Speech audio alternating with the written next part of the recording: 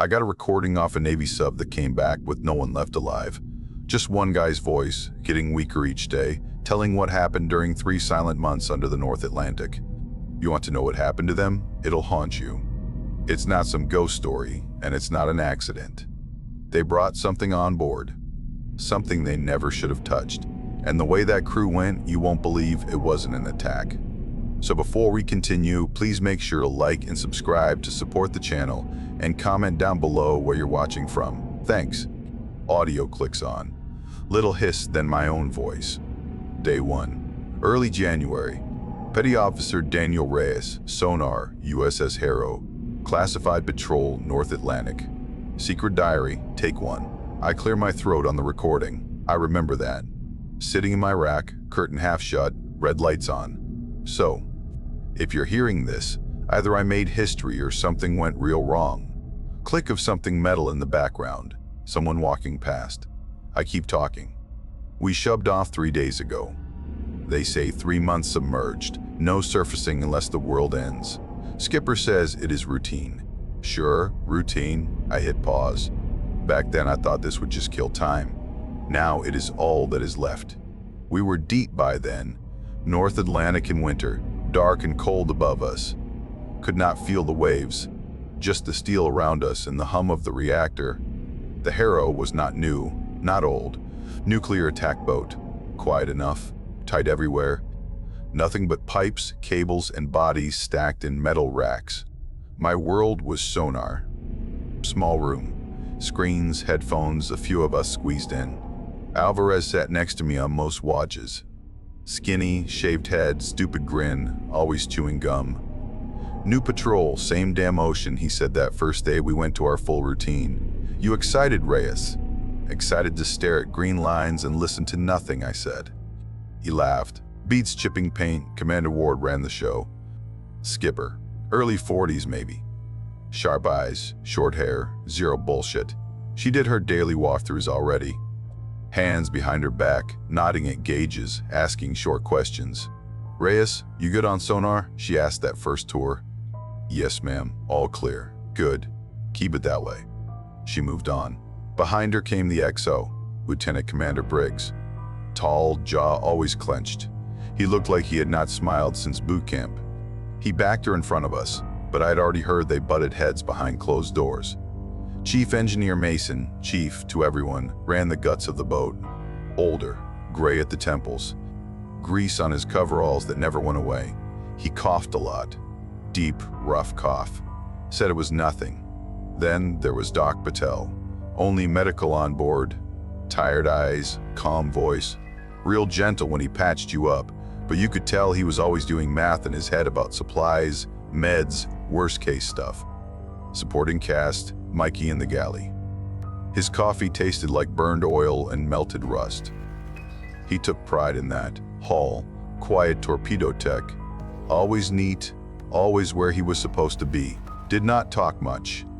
A whole lot of other guys, all packed in with us, breathing the same air, sharing the same bad jokes. Life on the boat fell into the usual. Drills, watch. Sleep, repeat. You woke up choking on the smell of metal and sweat and machine oil. You slid out of your rack without hitting your head if you were lucky. You took 2 steps, and someone was in your way. We ran silent, deep. No music blasting, voices low. Every clang felt too loud. You wore headphones and listened to the ocean hum. Mikey handed you a mug and called it coffee. It was brown liquid with caffeine and regret. Careful, Reyes, he said. That stuff will put hair on your soul. I do not want that, I told him. I just want to stay awake. Mission accomplished. Ward did her daily rounds, always calm, always asking Chief if the plant was good, if the air systems were solid. Chief always said yes, then coughed into his sleeve when she turned away. We did drills, flooding drills, fire drills, emergency blow drills we would not actually do unless ordered.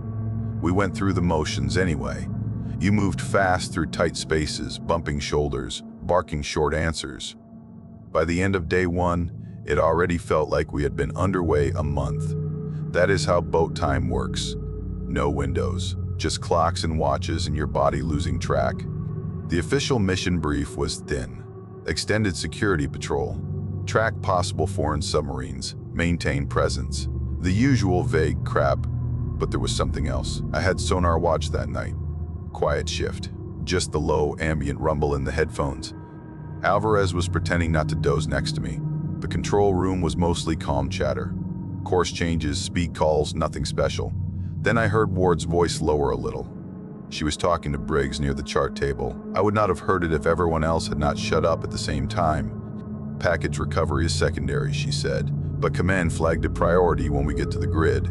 Briggs muttered something. I caught "Why us?" an old wreck. Ward answered harder. Orders. We locate and recover, then resume patrol. That is the deal. I kept my eyes on my screen like a good sailor, but my ears filed that away. Later in my rack, I pulled out the little recorder again. Day 1, end of shift, I said. Ocean is quiet. Systems all good. Crew already staring down 3 months submerged. Got the usual cover story. Security patrol. But I heard the skipper mention a package, some lost thing we are supposed to pick up. Classified, of course, not my pay grade. I yawned. The tape caught it. If the worst I deal with is bad coffee and boredom, I am good with that, I said. Boat is quiet. Almost too perfect. I snorted on the tape. Listen to me. Getting jumpy on day 1. Yeah, I am fine. Click. End of first entry. I had no idea what we were really bringing on board. Day 10. Same stale air, the recorder catches me saying. My voice is a bit flatter, routine had sunk in by then. Watch is blurred. Meals were the only markers. Mikey's mystery slop, reconstituted eggs. Coffee that could strip paint. But small things were off. It started with the sonar. I was on watch. Headphones on. The ocean out there sounded normal. Faint distant traffic, some biological noise, the steady nothing of deep water. Then I heard it. Tap, tap, tap, very faint, rhythmic. Not like a ship prop, not like ice. Hold up, I told Alvarez, lifting a hand. You hear that? He straightened, listened in. The tapping faded. Nothing, he said. You hearing ghosts again? Thought I had something, I said. Rhythmic taps, could be ice. He shrugged. Mark it down as ocean farts or something. I logged it as faint unknown contact, because that is what you do. 2 days later, I heard it again. Short taps, then silence. Around the same time, Doc started mentioning headaches. I was down in sick bay getting some aspirin. Head was pounding from lack of sleep and recycled air. You and half the boat, Doc said, handing me the pills. Headaches, trouble sleeping, stomach's off. Nothing crazy yet, but the trend is up. Maybe Mikey's coffee is real poison, I said. He smiled, tired. If only it were that simple. How is Chief? I asked. Doc's face closed up a bit. Old man stubborn. Says it is just a cough. I am watching him. Chief looked rough those days, agitated, muttering about the air feeling heavy. It is these damn filters, he told Ward once, loud enough that a few of us heard. Feels wetter than it should, thick. We are within limits, Chief, Ward said. Logs say we are good. Logs do not breathe, he answered. But he still checked the gauges and signed off. Day 13 or so, the lights flickered, just a moment. Whole boat dimmed, then came back. No alarms. No big noise. But every head snapped up. You do not like lights doing anything on a boat like this. Control, engineering, Mason's voice came up on the comms. We had a brief dip, tracking it down. All systems reading normal now. Ward glanced at the panels. Chief, I want a full systems check, front to back. You already have 3, he said. He coughed. I will do a 4th. He did. Everything came back fine. Within limits. Always within limits. Still, I did not like the way his jaw was set when he stood in the mess later, staring at his tray instead of eating. Sonar got weirder. A weak tone started showing up in the noise floor. Tiny ping. Repeat. But the timing was wrong. Too irregular for any beacon I knew. I listened to it through the headphones one night around midnight ship time. It was just at the edge of hearing. Contact, bearing, I called out and then paused. Because it vanished. Dead quiet again. Briggs looked over at me. Problem, Reyes? Brief anomaly, I said. Some kind of tone. Lost it. Mark it as unknown natural, he said. We are in busy water. After he walked off, Alvarez leaned in. "That sound again?" he asked. "You heard it?" "Barely," he said. "I have heard it a couple of times, always late, right near midnight, same kind of thing. Starts, stops, like it is checking in." "Could be some random garbage out there," I said. He smirked. "You know what the old-timers say? Deep water remembers wrecks. Plays them back. Sounds of old ships, planes, all that." "That is dumb," I said. "Sure, dumb," he grinned. "Still, I do not like it. I did not either. But I said, it is just the ocean messing with us, and logged it anyway." A few days later, Ward got a tight beam message. We knew because the comms guy called her, and she came in fast. She read it on the secure terminal. Face tightened a little. Then she called Briggs over. "We are altering course," she told him. "Command wants us in a specific grid. Package recovery tasking is active now." He frowned. "We are still supposed to keep patrol, right?" "We will. After we pick up their lost toy." Rumors spread in less than an hour. "Sunken drone," someone in the mess guessed. "Lost intel pod," another said. "Hold down plane," Mikey threw in. "We are going to stuff it in the torpedo room." "Shut up, Mikey," Alvarez said. "We are not a damn cargo ship. Nobody knew. Everyone pretended it was no big deal. Just another side job." That night, on the recorder, I sounded more tired. "Day 15, I think," I said. "We are heading for some grid to pick up a lost package. Nobody tells us what it is. Sonar has some weird tone that comes and goes. Doc says people are getting headaches. Chief says the air feels heavy. I say it is just boat life. Still, I keep dreaming about that tone. Hear it in the background even now." There was a long pause. "I am probably just stir-crazy," I added. "Been worse." But my voice did not sound sure. We hit the grid around day 20. At least, that is what I called it on the tape. Time was already starting to smear. Ward came on the 1MC. "All hands, this is the captain. We are entering a search pattern. You will see some course changes and speed shifts.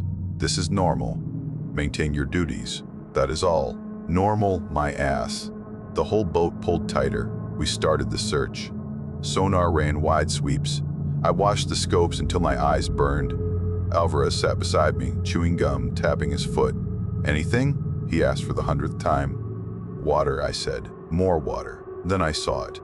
A small, solid return. Not big enough to be a sub. Not shaped like a rock, at least not one I'd seen before. Clean edges. Sitting on the seafloor. Contact, bearing, I rattled off the numbers. Range, small object, metallic characteristics, stationary. "Say again, sonar," Briggs said, walking over. I did. He leaned in, studying the display. Ward was at his side fast. "Size?" she asked.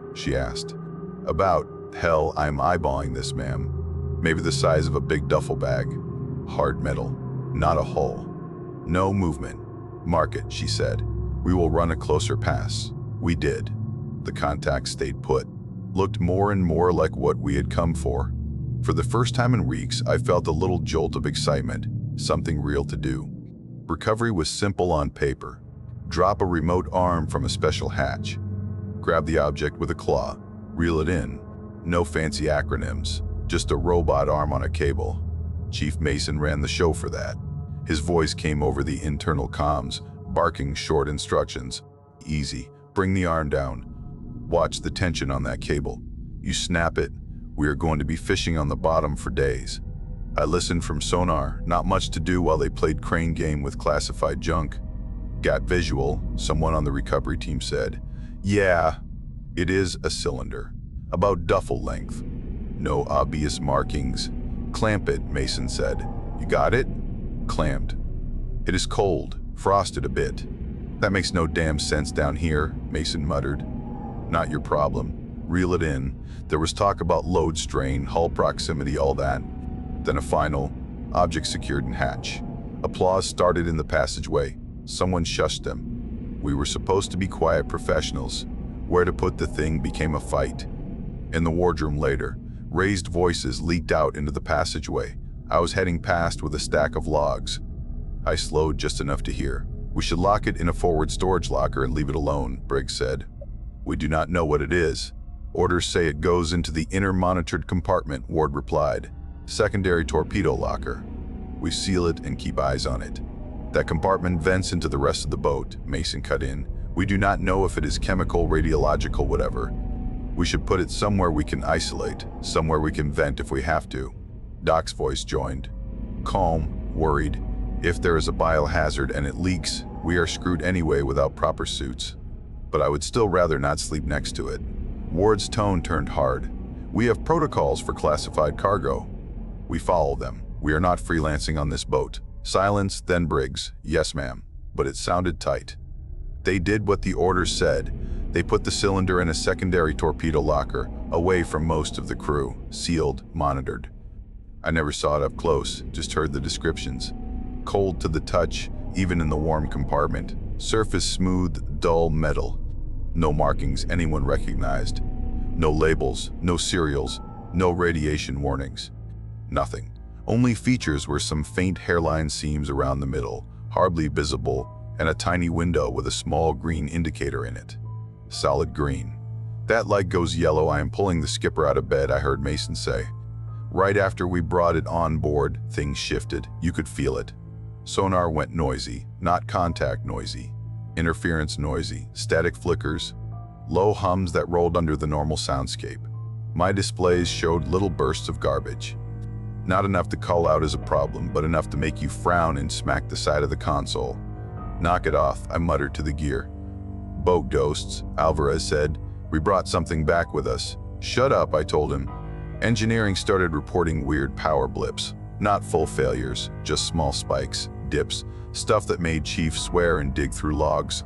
Environmental systems logged a slight rise in carbon dioxide. Not a red alarm level. Just higher than they liked, considering the scrubbers were fine.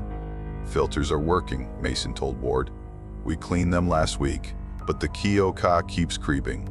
It is nothing big yet, but it is weird. Adjust ventilation, she said. Keep it in limits. In limits, he repeated, not happy. Hall, the quiet torpedo tech, was one of the guys who helped move the cylinder. 2 days after they secured it, he dropped in the passageway right outside the compartment. I was a few feet away, heard the thud, turned, saw him on the deck, eyes wide, chest heaving fast. Doc, someone yelled. We dragged him to sickbay. Doc checked vitals. His heart rate is through the roof, he said, breathing shallow. Doc got some oxygen on him, monitored him. After a minute or two, Hall's body calmed. He stared at us, confused.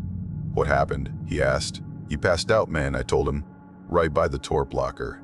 He squinted, tried to remember. I do not. I was walking past. Then nothing. Doc frowned over the chart. For a second, your vitals were weird. Then they normalized. I want you under observation for a bit. Hall just nodded, quiet as always. That night, I recorded again. Day around 20, I said. We got the package. Metal cylinder. No markings. Green light. Worried officers.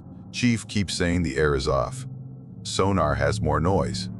CLP stepping up for no reason. Hall collapsed. They say he is fine. The boat feels different. Hard to explain. Just different. I paused, listening to my own breathing. When I walked past the compartment with the cylinder, I swear I hear a low hum, I added. Barely there. Nobody else mentions it. Maybe I'm hearing things. There was a long silence on the tape. We got what we came for, I said quietly. I am not sure I like it. Click. Days blurred. My entries got more jumpy. Day 25 or so, I said on one. Losing track. Everyone looks like crap. Sleep got bad, real bad. Guys who always slept through engine noise started waking up at odd hours. Dark circles under eyes.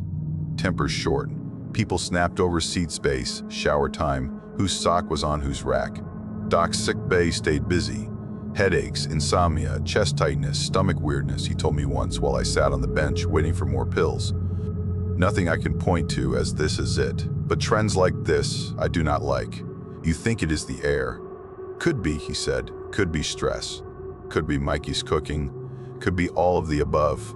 He tried to keep it light, but every time he looked at his lab sheets, his face tightened. I started hearing that strange tone more often. It was not just on the scope anymore, it felt closer.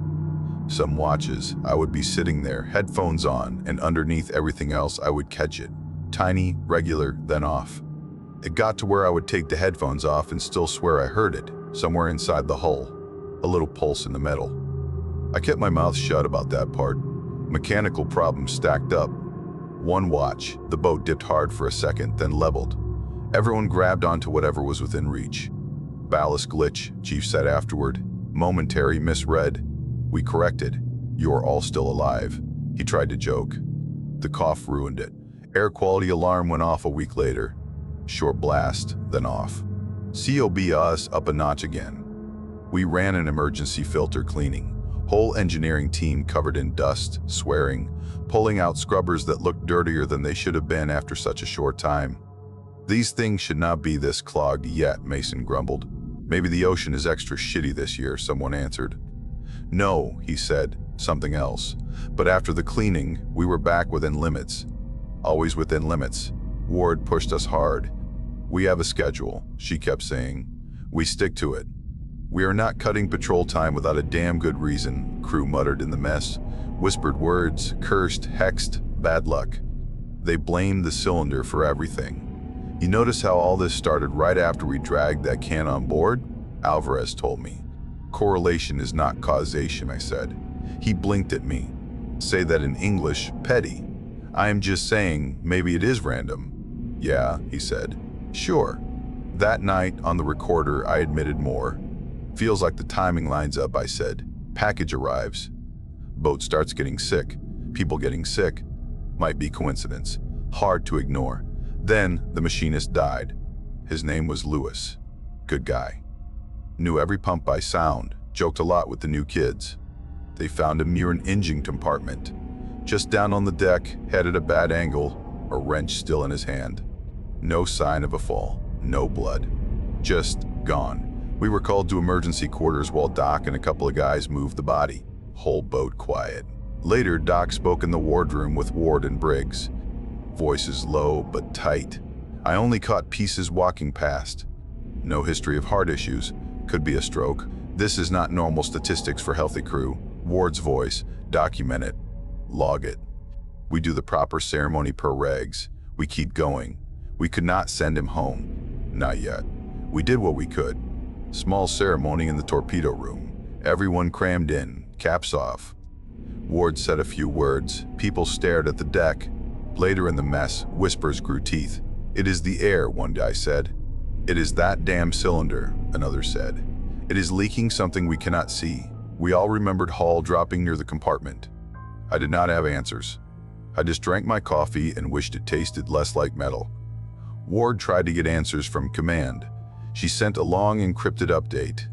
Crew health issues, system weirdness, the death, the CO palm, the cylinder indicator not changing, still green, but everyone freaked out about it anyway. The reply came hours later. Short, too short. She read it in control while I was on watch. I saw her face tighten, then smooth. Any change? Briggs asked. They acknowledged the update, she said. Orders stand. Maintain patrol until scheduled resurfacing. Do not open or tamper with cargo.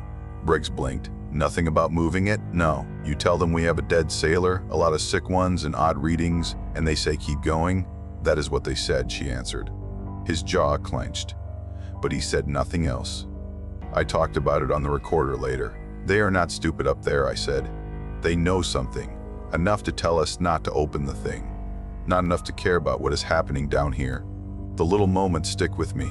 I woke up one night sure the boat was dead quiet. No hum. No nothing. I lay there in my rack, heart pounding, ears straining. It felt like the world had stopped. Then the faint vibration of the reactor and the motors came back to my awareness, and I realized it had probably never stopped at all. Or maybe it had. Hard to prove either way. Hull started talking to himself more. I caught him in the passageway near the aft sections once, lips moving. I listened. 1, 2, 3, 4, 8, 9, 10, 1, 2. Hull, I said. He jumped. Reyes, did not see you.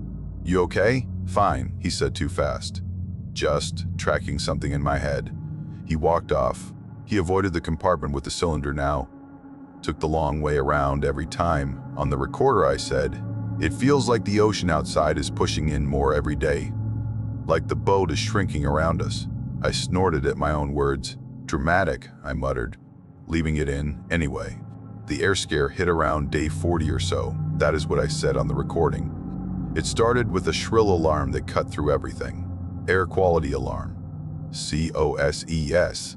High, oxygen low. The panel flashed. You felt it even before the alarm. Dizzy, lightheaded. Guys in the passageways leaning on bulkheads, eyes glassy. Masks, someone yelled. Emergency procedures kicked in. We grabbed respirators, slapped them on, helped each other. You could hear coughing through rubber. Engineering scrambled. Mason and his team tore into the scrubbers again. Filters were clogged worse than before. It did not make sense. This is not right, he spat. We cleaned these. In control, Ward hovered over the environmental panel. Numbers jittered. Localized spike near the secondary torp locker, the junior watchstander reported. That is the compartment with the cargo, Briggs said. Could be coincidence, someone else muttered. No one believed that. Eventually, they got the levels back down. Masks came off. People leaned in corners, shaking out their hands, rubbing at temples. The logs showed the spike had centered near the compartment with the cylinder. That fact spread fast, no matter how command tried to keep it quiet. The real blow-up came after. I was on sonar but kept my headset just off one ear. There was a hot discussion in control, and the comm discipline slipped. Some of it bled into our circuits. We have a direct correlation between that compartment and the air spike, Mason said. Maybe it is off-gassing. Maybe it is reacting with something. I do not care. It is affecting my systems. Doc's voice was tight. I ran blood tests on a sample of the crew. I am seeing raised inflammation markers. Little signs of clotting where there should not be. Nothing I can treat properly here. This is not just stress. Something is in their bodies. Could it be something that cylinder is leaking? Briggs asked. Doc hesitated. I cannot prove it, but the timing fits. Move it, Mason said. Put it somewhere I can vent. Hell, toss it. We have done our duty. We found the thing. We do not have to die hugging it. Ward's voice cut through, sharp. We have clear orders. Do not open. Do not tamper. Do not jettison. Bring it home. That is what command said. With respect, ma'am, Briggs said. If that thing is the reason we are losing people, orders do not matter. They always matter, she shot back. We are not pirates. We do not decide on our own what secret gear to dump. Then ask again, he said. Tell them exactly what is happening. Give them the full picture. She paused. I will. But until we hear different, we follow the last set of orders. That is final. The channel went quiet. Down in the mess later, the stories blew up. They are fighting over the box, someone said. We should just throw it out the tube and run, another said. Command will crucify us, someone else answered. Better crucified alive than buried in a steel coffin, a voice muttered from the back. Briggs walked in halfway through that little debate. Enough, he snapped. You are sailors, not a damn rumor mill.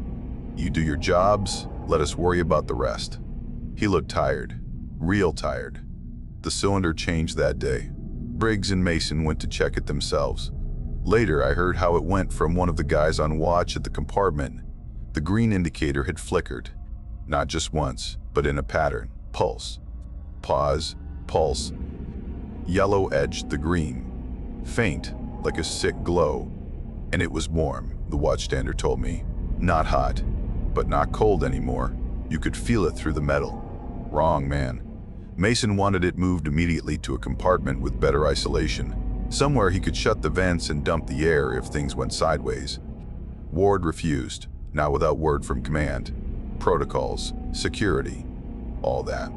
She sent a detailed, angry message up the chain that night. Asked straight out, is this chemical, biological, radiological, what hazard class? Then we waited. Hours, day, nothing.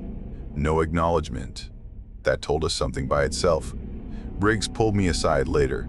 That part ended up on my recorder because I came back and told the mic what he had said. He caught me in the passageway near sonar, eyes quiet but hot. Reyes, he said, you are on sonar more than anyone.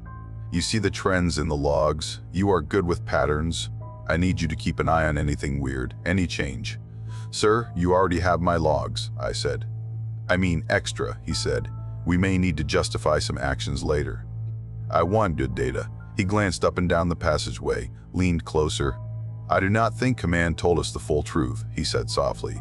If we do not get a clear answer soon, we may have to make decisions on our own. Dangerous ones. Having your records might help us not look crazy. You talking about getting rid of the package, sir? I am talking about not letting my crew die because someone in an office liked the word classified too much, he said. You did not hear that. Understood? Yes, sir. He clapped my shoulder and walked off. That night, I whispered into the recorder. If this turns out to be a busted drone, I am going to feel stupid listening back, I said. But if it is not, then yeah, we might be sitting next to something nobody should have found. The recording skipped more here. My voice starts sounding ragged. Missed a few days, I say on one. Too busy, too tired, too sick of this steel box. Days 45 through 70 were a slow fall. The deaths started piling up, quiet, ugly ones. One guy in supply went down in his rack. They found him pale, lips blue. Doc said cardiac arrest, no history. Another in engineering coughed up blood in the shower. By the time they got him to sickbay, he was gone. Doc said some kind of internal bleed. Doc Patel stopped trying to hide how scared he was. This looks like some kind of clotting issue, he told Ward and Mason in one of their briefings. Blood behaving wrong. Damage in the lungs. Micro stuff. Not anything I have seen in healthy guys like this. Not all at once. We have no known agents on board that could do that, Ward said. Except the mystery cylinder Command dropped on us, Mason said. Doc rubbed his face. It is almost like a slow toxin. Something that builds up, but the levels would have to be absurdly low. Maybe that is what they wanted to test, Mason answered. No one liked that thought. When Command finally replied to Ward's request for clarification, it was worse than silence. She got the message in control. I was there, as usual, glued to sonar. I saw the way her face changed as she read. Acknowledge crew losses. She read in a low voice to Briggs. Maintain sealed status of cargo. Do not surface before mission end. Early surfacing risks compromise of asset and mission. That is it? He asked. That is it. They are telling us to stay down here with a maybe weapon killing my people so their asset stays safe. She did not answer. Or if she did, it was not loud enough for me to hear. Later, to the crew, she gave a sanitized version. We are to maintain patrol as planned, she said over 1MC. No change in orders. Command is aware of our situation and monitoring. I saw the look in her eyes from my seat though, the kind you get when you know someone just signed you over. The boat itself started showing damage. Mason called it corrosion. Too fast, too strange. Some of these pipes look 10 years older than they did last month, he said. Metal pitting where there should not be. It is like something in the air is eating them, slow. He ran air samples through every sensor we had. Nothing obvious came up. Nothing we could name. Sonar was a mess. The low pulse never really went away now. It sat under everything. Beat with my heart. Sometimes I would take my headset off and the pulse would still be there. In my ears, in my skull. You start to doubt yourself. Hall stopped being quiet. He started being strange. He came up to me in the passageway once, eyes wide, face pale. Can you hear it breathing? He asked. Hear what? The cylinder, he said. When you are near it. It is not a hum. It is breathing. In, out, in, out. I stared at him. You need to see Doc. I have, he said. He just gives me pills. The numbers help more. What numbers? Counting, he said. If I keep counting, it does not get inside. He walked off, mumbling 1 through 10 again. Alvarez started sleeping with a wrench under his pillow. This place is going to hell, he told me. I am not going to get jumped in my rack without something in my hand. Who is going to jump you? Could be a guy. Could be the damn boat. He was half joking. Half. The mess turned into a powder keg. One meal, some idiot made a crack about the dead being test subjects. Another punched him. Trays flew. Someone swung a tray like a weapon, screaming that we were all being sacrificed for a metal box. It took 3 guys to pull him back. Doc sedated him after. We are losing them, Briggs told Ward. We cannot keep this up. I know, she said, but I am boxed in. You are the captain, he snapped. Act like it. That got back to the crew too. Everything did. There is nowhere for secrets to hide on a boat this small. Finally, Briggs and Mason made their move. They looped me in because they needed eyes and ears. Reyes, Briggs said in a low voice outside sonar. We are moving the cylinder to aft storage. Compartment we can isolate. We will set up a vent line so if we have to, we can blow that space and everything in it. You have orders not to touch it, I said. You want to die because some staff officer is scared of a lab sample. Mason cut in. His face was pale, eyes sunken. We are out of time. Systems are falling apart. My guys are dying. This thing is not staying where it is. Captain? I asked. She does not know, Briggs said. Yet. You are going to help us by watching the boards. If anything spikes while we move it, you call it. I hesitated. Everything in my training screamed no, but so did everything in my lungs. Fine, I said. You get 20 minutes before she finds out. They went aft with a small team. Hall refused to go near it, so they used another tech. They were halfway through when Ward caught on. She hit the compartment just as they had the cylinder on a dolly, rolling it toward the hatch. What the hell do you think you are doing? She yelled. We are saving your boat, Mason said. We are not opening it. We are moving it. We need isolation, ma'am. This is unauthorized tampering with classified cargo, she snapped. I will have you all up on charges. With respect, Briggs said, voice level, we are already under sentence here. You saw the last message from command. We are expendable. That thing is not. I refuse to go quietly for their sake. This is bigger than us, she said. Then it can be bigger than us in a space I can vent, he answered. They stared each other down. Crew hovering, eyes wide. Ward's voice cracked just a little when she answered next. All right, she said. We do it by the book as much as we can. We do not open it. We move it to aft storage. We add shielding. We keep logs. But if command asks, this was my call, not yours. Understood? Yes, ma'am, they said. It was not a real win, just a stall. But it was something. They shifted the cylinder to the aft storage compartment, more isolated, extra plating around it. Vents rigged so they could, in theory, blow the compartment if needed. The hum followed it. That much I remember. That night I coughed hard into the mic. Boat feels sick, I said, voice rough. Not just us. Hull, pipes, systems. We are halfway through this patrol. I do not see how we make it to the end. By days 80 to 90, if I had the count right, we were done. My voice on the recorder is almost unrecognizable. Thin, wheezing. Short log, I say. Breathing hurts. More crew were down. Faces gray, coughing fits.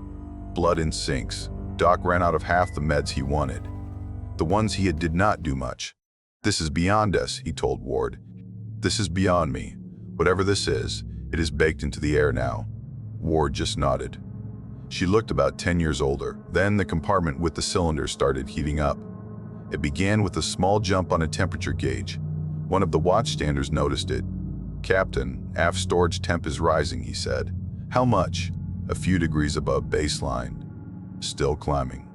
They sent a team to check.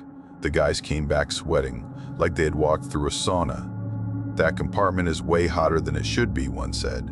The cylinder feels, I do not know. Angry. Angry is not a technical term, Mason rasped, but he knew what the guy meant. Within an hour, alarms tripped.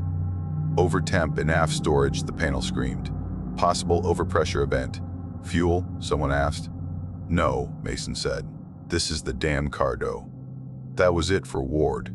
Prepared to jettison, she said. No hesitation this time. I am done waiting for command to grow a spine.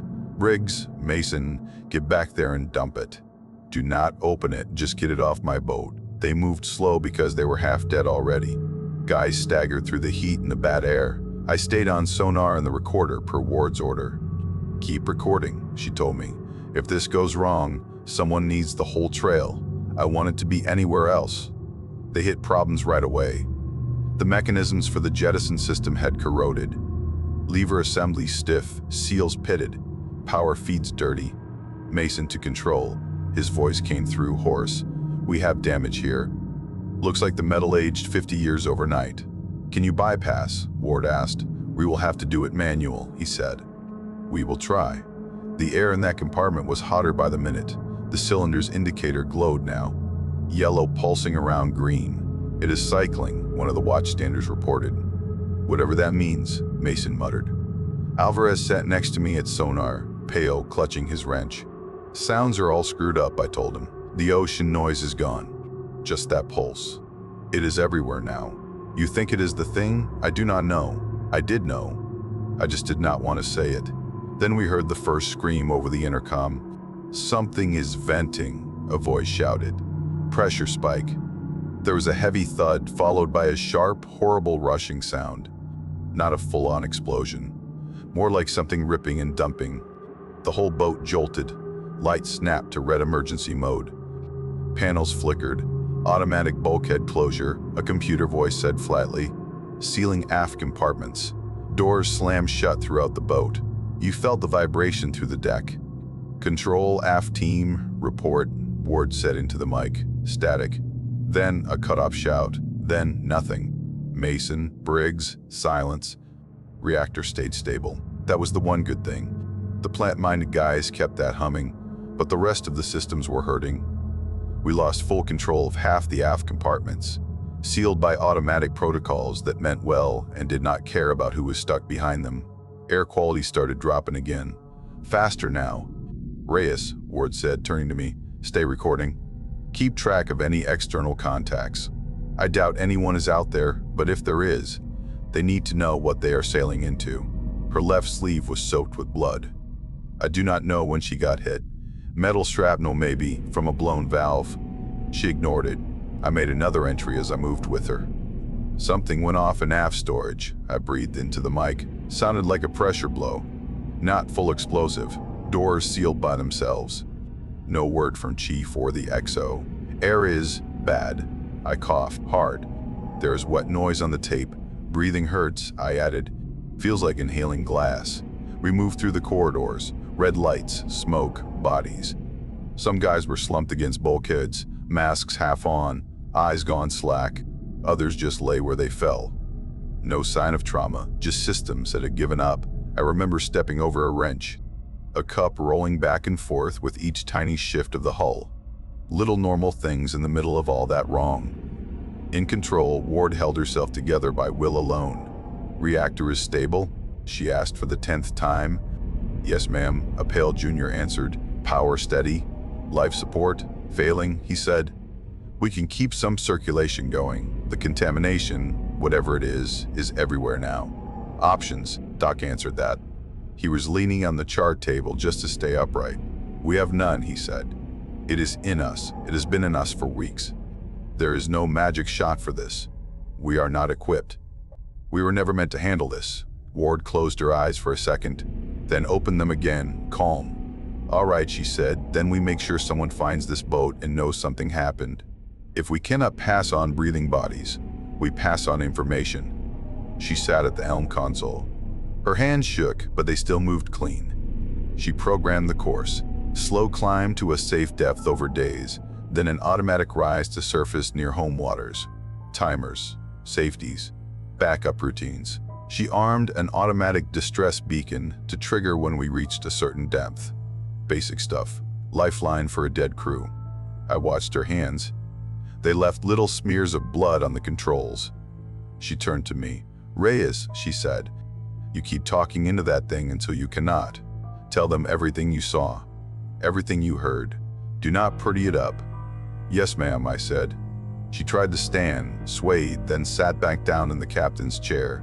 This is as far as I go, she murmured.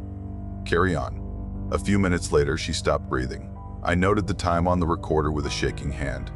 Captain Ward is gone, I said. We are on automatic now. The boat will keep going without us. I do not remember how long I stayed conscious after that. Hours, maybe. Bless. More. Hard to say. Autopilot engaged, I say on the final entry. Voice then, broken by coughs. Harrow is riding the course, skipper set. Silent corridors. Lights low. Feels empty. At some point, I dragged myself out of the control chair and down the passage. I wanted to see if we had any chance at all. Stupid hope. I talk about it on the tape.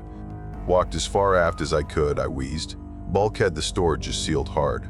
No way I can open it. Panels show damage inside. Pressure weird. Whatever happened in there, it is done. I leaned my head against the cooled metal of that sealed door for a long time. Assuming Briggs and Chief died back there, I tell the recorder. Maybe they got the cylinder out. Maybe they did not. Either way, that compartment is a tomb now. I never saw it again. So I laid it out as simple as I could. Here's what I think happened, I say. You folks topside probably know more than me, but from down here, this is the picture. I take a long breath on the tape, then cough hard enough that you can hear something wet hit the deck. That cylinder was some experiment, I say. Could be a weapon, could be a lab sample they lost, something that screws with blood and lungs and metal. They dropped it in the ocean, maybe by accident, maybe on purpose. We were sent to fetch it. The whole time it sat on the bottom, it must have leaked tiny amounts, just enough to seep into the water around it. When we grabbed it, we dragged that crap inside our closed little world. In small doses, it does not kill fast. It just accumulates, gets into air systems, into lungs. Pipes start corroding, blood starts clotting. People start dropping with no reason that makes sense for a healthy crew. I pause again, soft groan. Command knew enough to be scared, I say. That is why they told us not to open it, not to tamper, not to surface early. They were more afraid of that stuff touching daylight than they were of us dying down here. You can hear my anger then. It comes through even past the weakness. They turned us into test data, I say. Whatever this crap is, they got 3 months of real-world results. Dose, over time, effects, how fast a boat breaks and a crew falls apart, all wrapped in a classified mission bow. I let the silence hang for a while. Then softer, Alvarez deserved better than that. So did Hull. So did Lewis. So did Chief, coughing his lungs out but still keeping the lights on. So did Ward, sitting in that chair to her last breath. I give each of them one small thing. Alvarez with his dumb ocean stories and wrench under the pillow. Hull counting numbers so the whisper in the hull would not get in. Chief grumbling about filters and pipes, knowing the boat better than any of us. Ward walking the passageways calm, pretending the orders meant something good. No big speeches, just facts. At least someone will know what happened, I say, even if the official story says something else. I mention the motion then. Boat is rising, I whisper, can feel it. Ears popping a little. Hum changed. She is doing what the captain told her, heading for shallow water, for home. I cough again. It goes on for a long time. I am not going to be awake when we break surface, I admit. Breath is short. Chest is tight. Every inhale burns. I look around control in my mind when I listen back. Dead captain.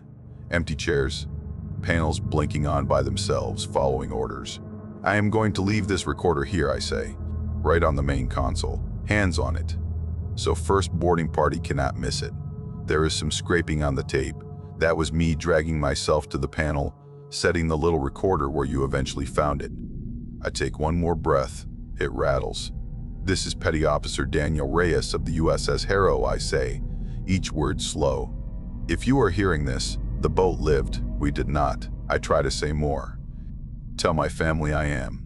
The words cut off. Last thing on the tape is a long, rough inhale that never turns into an exhale. Then nothing. Later, topside, a boarding team comes down the hatch of an intact submarine that resurfaced on its own near home. No battle damage, no holes. All systems humming on standby. Crew all dead. Some in their bunks, some at stations, some in passageways, masks half on. In control, they find a body slumped near the main console, hands curled around a small recorder that still holds a little warmth from the electronics. They take it, they listen. They write the report. On paper, for the public, it ends up reading something like equipment failure and medical complications during extended patrol. But somewhere, in a drawer that does not officially exist, Reyes' recording sits. And it says something else. So that's the end of our video. If you made it this far, make sure to hit like and subscribe. It really helps the channel and it's free. And if you want more terrifying encounters like this one, check out the other videos on screen right now. Thanks for watching and stay safe out there. See you soon.